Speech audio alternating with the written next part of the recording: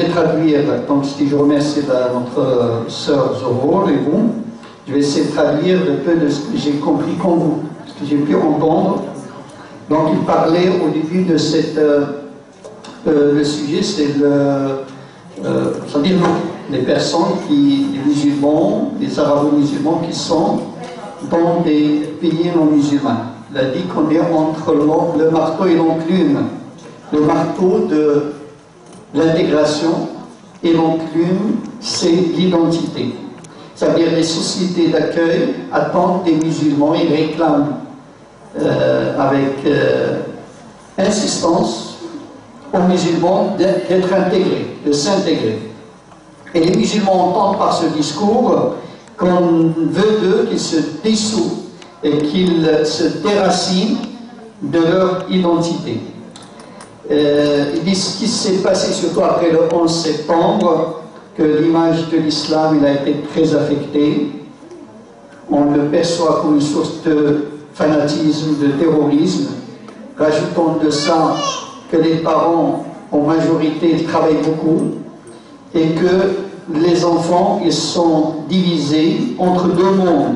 Il y a le monde de la maison, des parents, des valeurs, de la culture, et le monde de dehors et de l'école, qui est pratiquement dans l'autre sens. Donc, pour trouver une bonne équation entre l'intégration et préserver son identité, c'est quelque chose qui n'est pas facile. Ce qui a donné une augmentation de la délinquance. On a parlé de mariage mixte et même les violences subies par les musulmans, par les groupuscules d'extrême droite ou autres. Donc le racisme qui a augmenté, etc. Donc la famille, pour beaucoup, il est resté le seul refuge d'éducation. Mais cette famille, encore musulmane, arabo-musulmane, il n'a pas de soutien.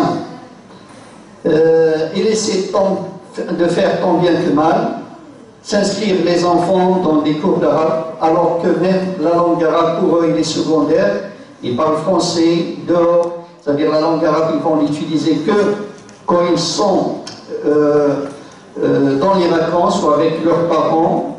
Donc on voit comme ça se sont succédés la deuxième, troisième, quatrième, et maintenant on est la cinquième génération. Il dit que la deuxième génération, il a fait beaucoup de sacrifices parce qu'il n'était pas dans cette certitude de rester. Il était dans est-ce qu'il reste, est-ce qu'il part, est-ce qu'il revient. Il y avait toujours ce souhait de rentrer dans le pays d'origine.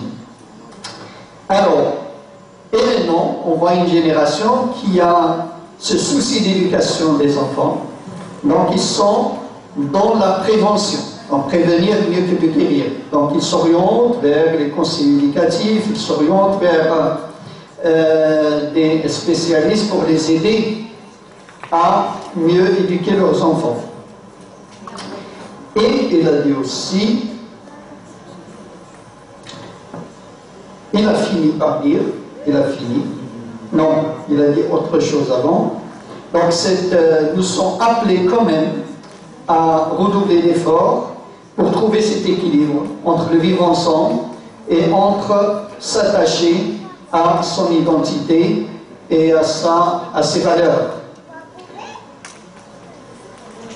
Pour épargner ces mots qu'on voit aujourd'hui, il dit que l'islam associé à la violence ou à des choses qui ne sont, à des notions aussi chez des jeunes qui sont erronées de l'islam, qui les poussent vers la violence.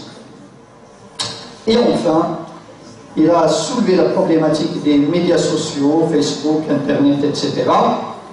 Donc ça a été dit par notre docteur tout à l'heure. Et il a appelé qu'on évolue, il faut qu'on évolue notre discours avec eux. Et il a fini par dire que le meilleur investissement qu'on puisse faire, c'est investir sur nos enfants pour pouvoir former des bons citoyens. Voilà un peu que j'ai pu retenir.